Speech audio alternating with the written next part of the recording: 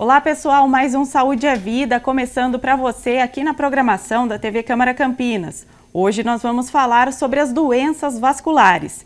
E você, quer participar do Saúde é Vida? Já pensou em sugerir um tema para o nosso programa? Então, mande sugestões para o WhatsApp. O DDD é o 19, o número é o 978293776. Vai aparecer aí na sua tela também um QR Code para você acessar pelo celular. As doenças vasculares atingem artérias, veias e todo o sistema vascular. São vários os tipos que podem se manifestar em qualquer parte do organismo e de diferentes formas.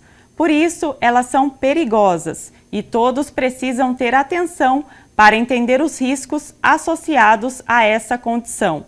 Para falar sobre esse tema, o convidado do programa de hoje é o cirurgião vascular Fábio Rocha.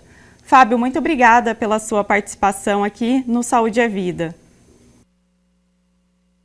Ana, eu que agradeço a oportunidade de esclarecer aí para todos sobre as doenças vasculares, né? As doenças vasculares fazem parte de um grupo de doenças que acometem mais de 50% da população adulta. Com certeza, doutor, é um tema muito importante, por isso que eu acho que a gente tem que começar, explicando para a população o que é uma doença vascular e quais são as características principais dessa doença. O pessoal confunde um pouquinho sobre doenças vasculares e sobre doenças do coração. Então, para um esclarecimento rápido, as doenças vasculares são aquelas que acometem os vasos sanguíneos de todo o corpo. Mas a especialidade de cirurgia vascular e angiologia trata destas doenças que acometem os vasos sanguíneos, exceto o coração e os vasos intracranianos, né, que nós chamamos. Então, basicamente, são as doenças que acometem os vasos sanguíneos que carregam e transportam o nosso sangue.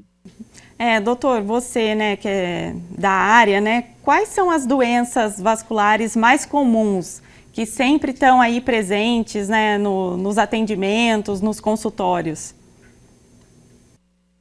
Ana, a gente divide basicamente as doenças vasculares em dois grandes grupos. Existe muita confusão com relação ao que é veia, o que é artéria. Todas as veias, todas as artérias são vasos sanguíneos, mas existem doenças muito específicas das veias e doenças específicas das artérias. Então, para um rápido esclarecimento, as veias levam o sangue de volta ao coração e as artérias levam esse sangue, que é rico em oxigênio e nutrientes, do coração para todo o corpo. E por que a gente fala de veia e artéria? Porque existem doenças que acometem só as veias e existem doenças que acometem só as artérias. E, nesse caso, as doenças arteriais em via de regra são doenças um pouco mais graves, que podem levar, inclusive, o paciente a óbito em certas ocasiões. Já as veias que são responsáveis por trazer o sangue de volta ao coração, é um sangue que já não tem oxigênio, um sangue em que os nutrientes já foram entregues. Essas doenças costumam ser mais prevalentes, ou seja, elas se apresentam em maior quantidade, mas também são menos graves. E quando a gente fala quais são as doenças mais comuns, da parte da vascular, a doença mais comum, sem sombra de dúvida, são as varizes, que são doenças das veias e que são aquelas veias que se dilatam com o passar dos anos e aí trazem uma dificuldade de retorno, principalmente do sangue das pernas. E o paciente, além de ficar comprometido esteticamente, com aquelas veias grossas e dilatadas, ele também vem apresentando peso na perna, cansaço, dores nas pernas. Mas as doenças vasculares são muitas, e algumas delas, infelizmente, acabam levando o paciente até a amputação de pernas, de dedos dos pés, e principalmente associado ao diabetes não controlado. Doutor Fábio, já que o senhor mencionou, sobre varizes, No caso, né, as pessoas que convivem, né, com varizes, sem ter dor, a cirurgia, ela é a única alternativa para solucionar esse problema? Bom, quando a gente pensa em varizes, a gente tem que mencionar aí, diríamos assim, o grau dessa doença, se ela é menos avançada ou mais avançada.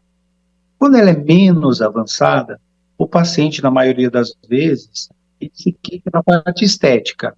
A presença de pequenos vasinhos ou a presença de pequenas varizes que são já veias dilatadas. Nestes casos, o paciente não costuma ter uma queixa importante de dor na perna, de inchaço. Só que essa doença ela pode progredir ou se manifestar de forma mais importante e o paciente ser bastante queixoso, com queixa de dor, com inchaço, uma sensação de peso que vem mais ao final do dia. Bom, nem todo tratamento precisa, sim, de cirurgia. Às vezes, a gente consegue melhorar essas queixas do paciente com o uso de medicamentos, mudança nos hábitos, o que é muito importante, né?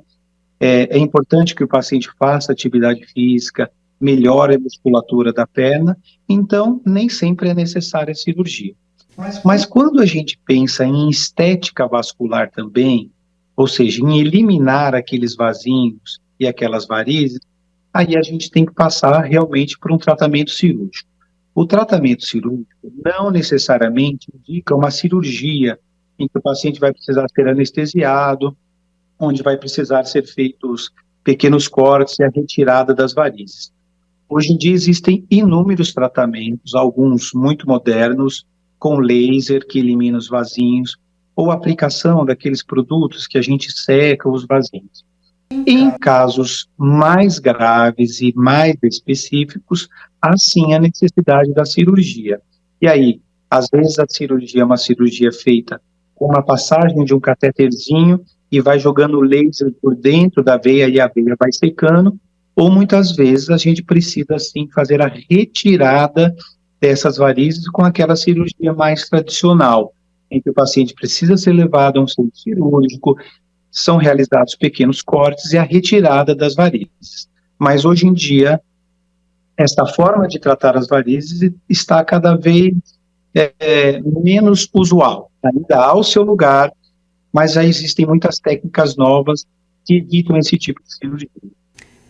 Doutor Fábio, eu gostaria que a gente falasse um pouquinho agora também sobre trombose. Porque muitas pessoas reclamam de pernas inchadas. Eu queria que o senhor explicasse se tem relação. A perna está cansada, está um pouco inchada, com o risco de uma trombose. E o que é uma trombose também?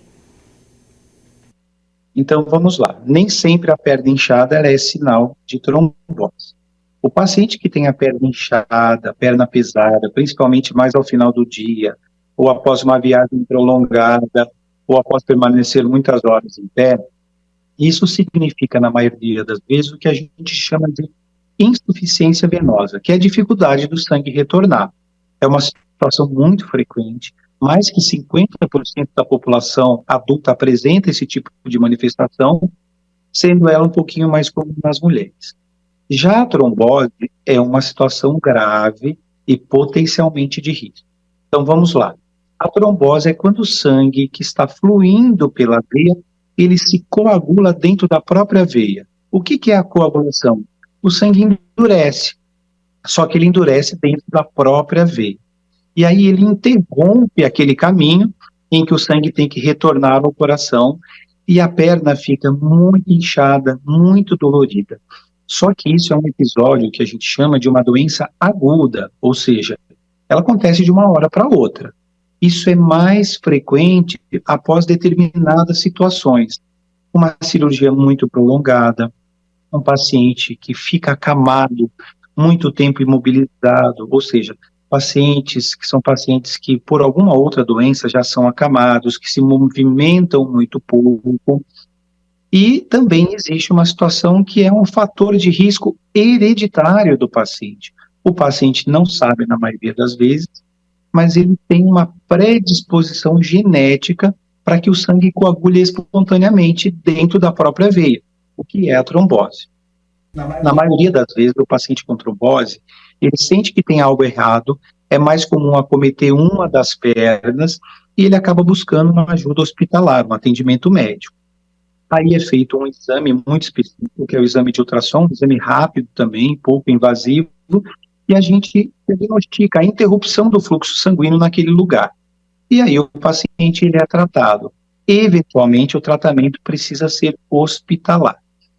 Mas por que é importante a gente falar sobre a trombose? Porque em algumas situações, esse trombo ele pode se desprender de uma veia da perna e ele vai parar lá no pulmão. Essa situação a gente chama de embolia pulmonar, e realmente é uma situação muito grave, em que, em alguns dos casos, pode levar até o paciente a óbito. Ou seja, na suspeita de uma trombose, ou seja, a perna fica muito inchada repentinamente, muita dor, dói ao pisar, precisa-se procurar um atendimento médico de urgência. E só um adendo muito importante, se o paciente tem a herança genética, isso pode acontecer sem o paciente saber, mas existe uma situação muito específica que é a junção do uso de anticoncepcionais com o tabagismo em mulheres. Então, ou seja, quando a mulher fuma e ela toma anticoncepcional, essa junção desses dois fatores aumenta muito o risco do paciente ter trombose. Então, qual que é a orientação? Não necessariamente a paciente parar de tomar o anticoncepcional, até porque muitas vezes ela tem um planejamento familiar, mas é a interrupção do tabagismo. O tabagismo, em particular, para toda a circulação, ele faz muito mal. E só para complementar, nem todo mundo que tem varizes vai ter trombose. A gente pode ter um paciente que não tem nada de varizes e ele ter esse entupimento, diríamos assim, da veia em que o sangue coagula dentro do vaso espontaneamente. Sim, muito importante esses esclarecimentos, doutor. Inclusive, né, uma outra dúvida. Quem tem aquele formigamento nos pés, isso também é um sinal de que a pessoa possa ter uma trombose ou não está relacionado? Não, na maioria das vezes não está. Confunde-se muito algumas doenças que a gente chama de doenças neurológicas, que são doenças em que há alteração da sensibilidade, com doença vascular. Esse tipo de formigamento, principalmente nos pés, com alteração da sensibilidade, ele é muito comum no paciente diabético de longa data e do diabético sem controle, né? Mas ele não significa a possibilidade do paciente ter trombose ou o paciente ter um risco importante da circulação. O formigamento nas pernas não significa necessariamente problema circulatório. Na verdade, é até uma exceção o paciente ter um formigamento de causa vascular. Na maioria das vezes, a alteração é que a gente chama de neurológica, ou seja, dos nervos periféricos que a gente fala, dos nervinhos ali que dão a sensibilidade nas pernas e nos pés. Doutor Fábio, o senhor que é um estudioso aí desse tema, né, atuante na área, o senhor tem visto muitos casos de trombose após viagens de avião, viagens longas de avião? Sim, o que acontece? Como a gente estava dizendo sobre os fatores de risco para o paciente apresentar a trombose, na mulher, um fator que aumenta é o uso de anticoncepcional associado ao tabagismo. Mas existem situações que a gente diz que é de imobilização. Então, um paciente que não necessariamente esteja doente, que não necessariamente esteja acamado, quando ele faz, por exemplo, uma viagem mais prolongada de avião ou até mesmo de carro, ele fica naquela posição, geralmente parado, com as pernas dobradas, né? E hoje em dia a gente vê que as poltronas de avião são muito próximas umas das outras, e o paciente fica sem movimentar as pernas. Então, quando a gente fica numa posição por muitas horas, mas de uma forma imóvel, sem se movimentar, isso aumenta, sim, o risco de trombose. Então, a gente tem situações em que o indivíduo faz uma viagem prolongada, às vezes de avião ou até mesmo de carro, uma viagem de 8 horas, ele não se movimenta, ele não levanta em nenhum momento para circular ali no corredor do avião, ou se ele estiver de carro para dar uma paradinha, esticar as pernas e movimentar. Isso faz com que o fluxo sanguíneo das veias ele passe a se movimentar de uma forma mais lenta. E quando isso acontece, existe o risco do sangue coagular naquela veia e levar o paciente à trombose. Então, sim, quando ficamos muitas horas ou muito tempo numa mesma posição, sem se movimentar, aumenta sim o risco de trombose, e essa é uma situação muito evidente nos voos de avião. Doutor Fábio, acho que é importante a gente falar também sobre lipedema, que é um assunto que eu tenho visto muito nas redes sociais, pessoal comentando bastante, e há uma confusão, né, de lipedema com celulite. Eu gostaria que o senhor explicasse um pouquinho também para o pessoal que está acompanhando. Exato, vamos lá. O lipedema, nesses últimos meses, né, nesse último ano em particular, está muito em alta, né? Por diversas situações. Nós tivemos personalidades aí da televisão que estiveram envolvidas com essa doença, com este problema, e infelizmente, inclusive, uma das apresentadoras de televisão, por conta de um lipedema diagnosticado, fez um procedimento de lipoaspiração, não por conta do lipedema e também não por conta da lipoaspiração em si, mas evoluiu com um problema cirúrgico ali. Bom, o lipedema, o que ele é? O lipedema é um acúmulo de uma forma meio desorganizada de gordura, e em que ele predominantemente acomete um acúmulo na região das coxas, na região do quadril, e também, possivelmente, ele pode acometer ali a região do tornozelo e das pernas, mas na região da panturrilha. Mas ele é muito comum na região ali próximo ao joelho e na região do quadril. E é um acúmulo de gordura um pouquinho desigual. No sentido, quando a gente pega um paciente com uma obesidade mais importante, o paciente ele tem aquele acúmulo de gordura praticamente em todo o corpo. O lipedema, diferente de uma obesidade mais importante, ele pode ter esse acúmulo em um único lugar. E esse lugar, na maioria das vezes, é nos membros inferiores, ou seja, é nas pernas. E ele vem junto com esse acúmulo de gordura, que podem formar bolsas de gordura, aquelas ondulações muito irregulares, ele vem acompanhado de um inchaço local, um desconforto importante. O paciente, ele palpa, como se ele apresentasse, tem muitos pacientes que chegam, tem um calombo aqui, né? Um volume meio desigual aqui na perna. E quando a gente avalia, a gente vê que é o lipedema, esse acúmulo de gordura mais localizado, de forma desigual, desproporcional, e que ele vem acompanhado de dor, de inflamação local. A gordura localizada, ela costuma dar nesse local um processo inflamatório. Então, além da estética comprometer, e a gente fala porque os pacientes reclamam muito disso, os pacientes também sentem dor. Pequenos vasos ali naquela região acabam se multiplicando e ficam mais frágeis, então esses vasinhos se rompem, formam pequenos hematomas e um desconforto bastante importante. Então é isso, basicamente, que é o lipedema, mas também é importante a gente salientar que o lipedema ele está associado, sim, à obesidade. Ele é mais comum em pessoas com sobrepeso e, infelizmente, na nossa população atual, uma grande quantidade de pessoas estão com sobrepeso, cerca aí de 30% da população adulta, até mais, já apresenta o sobrepeso. Doutor, uma curiosidade, o lipedema, ele ocorre tanto em mulheres quanto em homens? Ou só nas mulheres é mais comum? Sim, ele acomete tanto mulher quanto homem, mas ele é muito mais evidente nas mulheres. Ele é bem mais comum nas mulheres. Explicação para isso? É por questões hormonais? Sim, existem algumas explicações, e o que a gente vê, assim, o que fala mais a favor é a parte hormonal da mulher, né? Os hormônios femininos aí, eles também podem ajudar nesse acúmulo de gordura mais localizada. Não existe uma causa ainda 100% definida, mas realmente, por conta da parte hormonal, a gente vê esse acúmulo de gordura mais importante nas mulheres.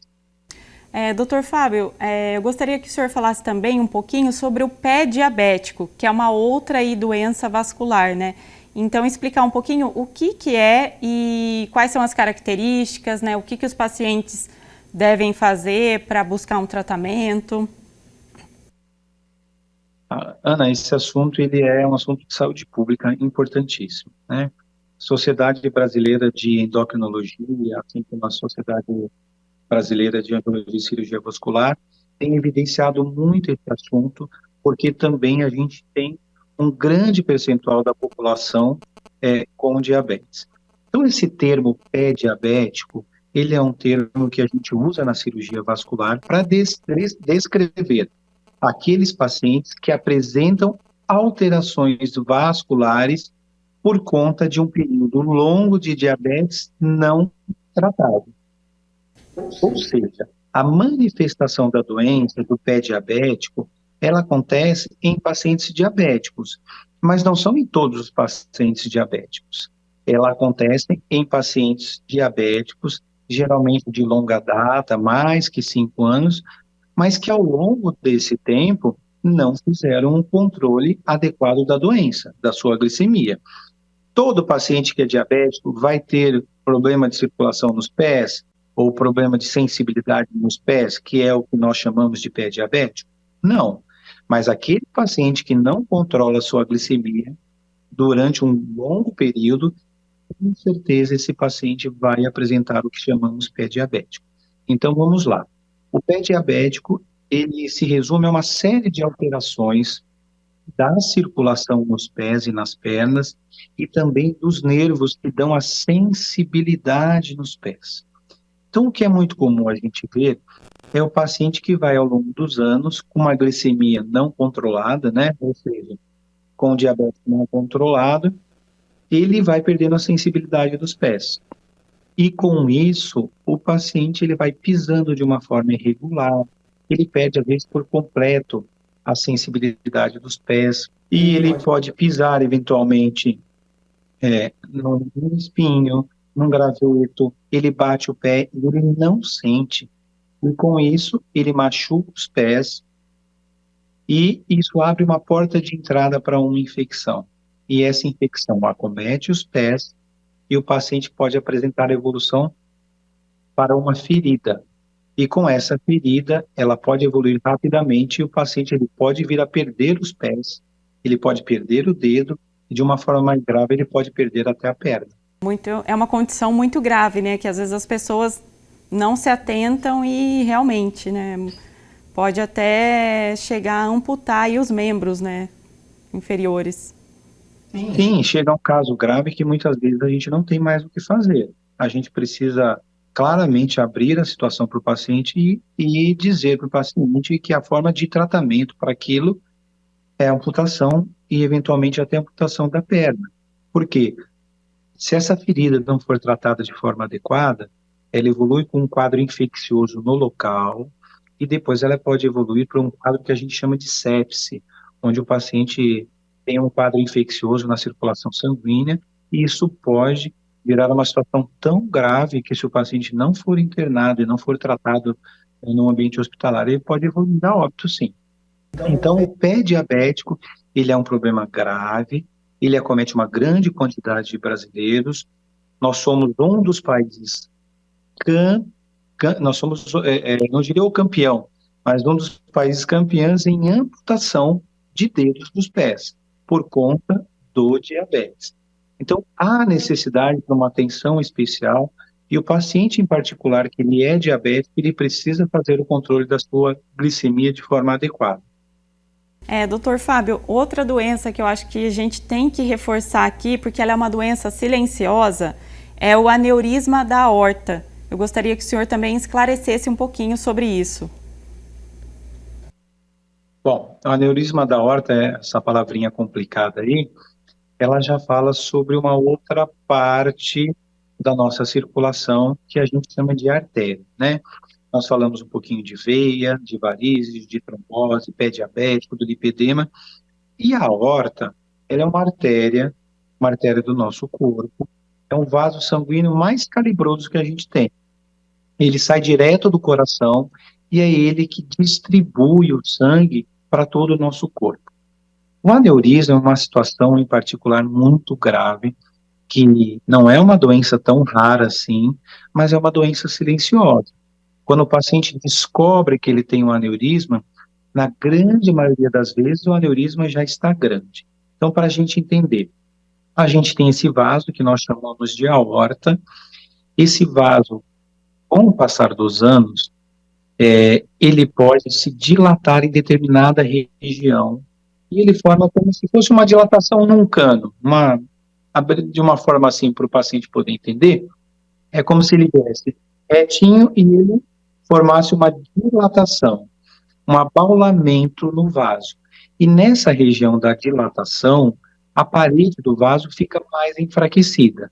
Então, o que é o aneurisma? O aneurisma é uma dilatação importante num vaso sanguíneo, mas mais especificamente numa região. E a aorta, que é esse vaso muito calibroso, que sai do coração, passa pelo tórax e desce lá embaixo no abdômen, ele pode sofrer uma dilatação numa determinada região, e com o passar dos anos, essa dilatação aumenta, e essa dilatação pode vir a se romper. E se isso acontecer, na grande maioria das vezes, é fatal. Ela leva o paciente ao óbito. Então, como que a gente descobre se o paciente tem aneurisma? Na maioria das vezes é um exame simples, um exame de ultrassom de aorta abdominal. Mas muitas vezes esse paciente ele descobre fazendo um exame para outra coisa. O paciente tem uma dor abdominal por outro motivo, vesícula, estômago, alguma outra coisa, e ele faz um exame de ultrassom por outro motivo. E lá o médico, a radiologista que está fazendo o exame, ele avisa o paciente, olha, você tem um aneurisma de aorta, é importante que você vá ao vascular para realmente ver se tem esse diagnóstico. Mas por isso que é importante a gente diagnosticar essa doença antes que ela se agrave. E como a gente faz isso? É com o que nós chamamos de check-up vascular, ou seja, todo paciente aí por volta dos seus 50, 60 anos, ele precisa passar por uma avaliação com o cirurgião vascular para fazer o check-up vascular, onde o paciente será examinado, será realizado a palpação do abdômen, um ultrassom abdominal, para ver se ele tem um aneurisma ainda de uma forma não grave, um aneurisma ainda pequeno. E daí, então, dar o seguimento aos exames e demais avaliações desse paciente. Doutor Fábio, a gente falou um pouquinho, né, sobre as doenças vasculares, são muitas. Quais seriam as orientações para as pessoas que estão em casa prevenir essas doenças, né? Não chegar ao ponto de se tornar algo grave? O que elas podem fazer no dia a dia mesmo? Sim, vamos lá. Bom, infelizmente, nem todas as doenças vasculares são passíveis de prevenção, mas uma grande parte sim. Por quê? Porque existem doenças que estão muito relacionadas à hereditariedade, ou seja, a herança genética que nós temos dos nossos pais. Mas, via de regra, as doenças vasculares, elas são, a gente consegue fazer a prevenção e até mesmo diminuir o agravamento e a evolução daquelas doenças que eventualmente surgem com medidas de mudanças de hábito de vida. Principalmente, interrupção do tabagismo, ou seja, a gente já disse aqui que o cigarro é o grande vilão dos vasos sanguíneos, então o paciente não deve fumar, ou se ele fuma, ele interromper o tabagismo. É importantíssimo o controle do diabetes. Muitas vezes o paciente é diabético porque tem uma hereditariedade. Então, independente se o paciente tem uma obesidade ou não, ele acaba se tornando diabético. Então, é importante o controle da glicemia, controlar os níveis de colesterol, porque o colesterol elevado, ele pode também promover o entupimento das artérias, o que dificulta a circulação. A atividade física é fundamental. É importantíssimo que o paciente faça atividade física. Ah, mas eu faço aquela caminhadinha no final de semana. Não adianta.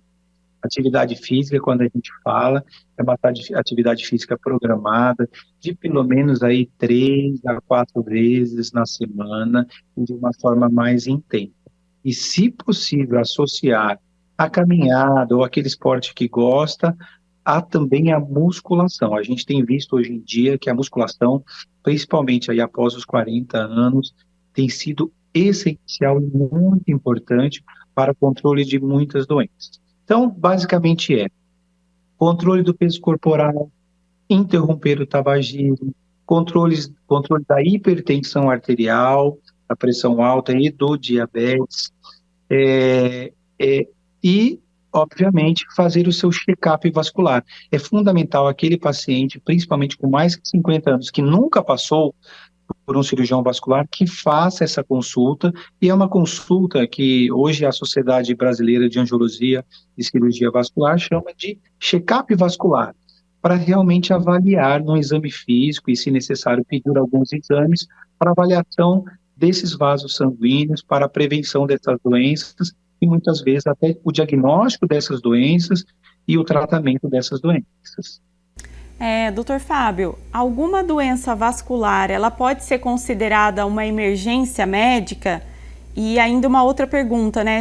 Há problema, por exemplo, em adiar uma cirurgia vascular ou não buscar tratamento? Quais são os riscos?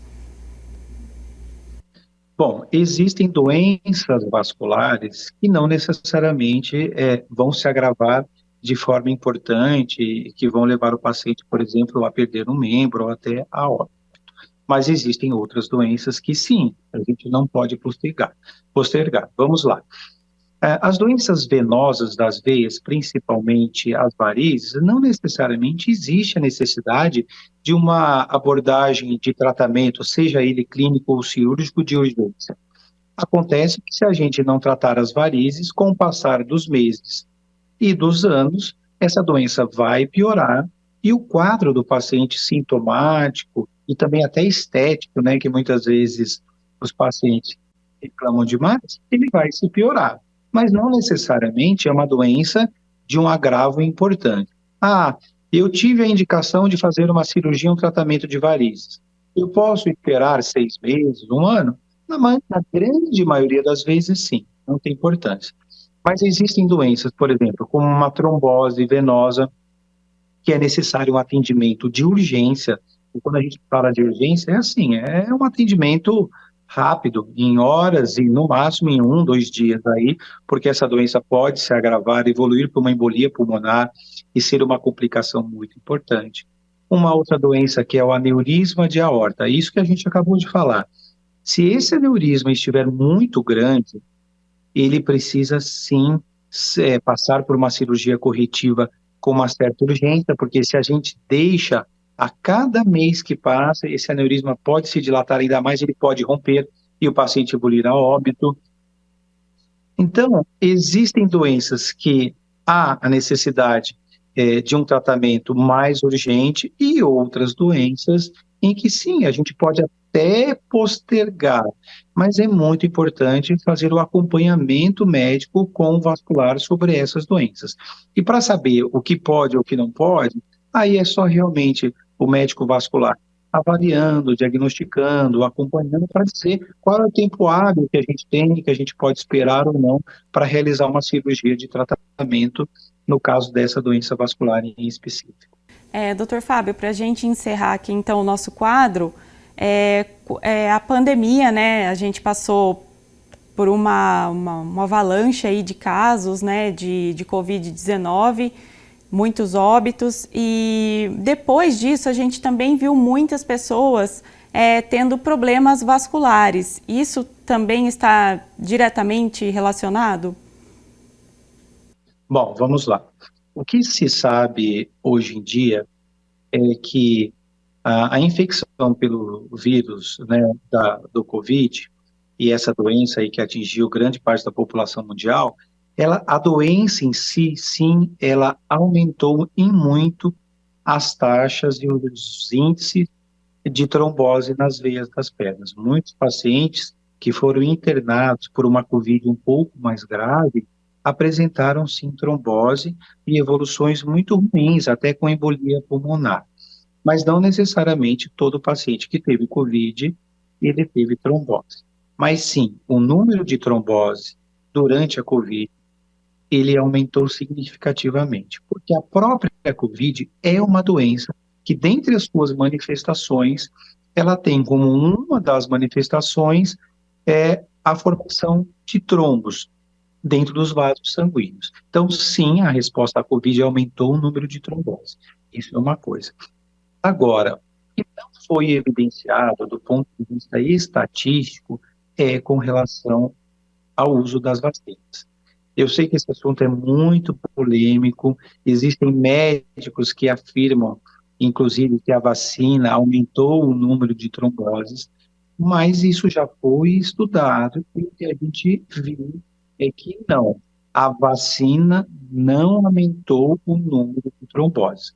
Quando a gente pega o número de pacientes que apresentam trombose em um ano, independente da doença da COVID, e a gente compara com esse número de pacientes que também apresentaram trombose e que foram vacinados, a gente não verifica um aumento significativo no número de tromboses por conta da vacina.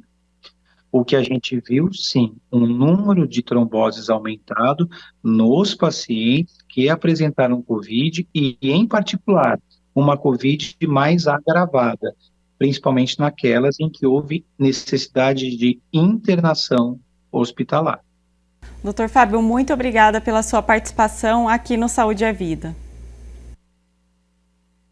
Eu que agradeço, muito obrigado e espero poder ter ajudado aí a toda a população no esclarecimento das doenças vasculares e que sim, merecem bastante importância. Com certeza ajudou muito.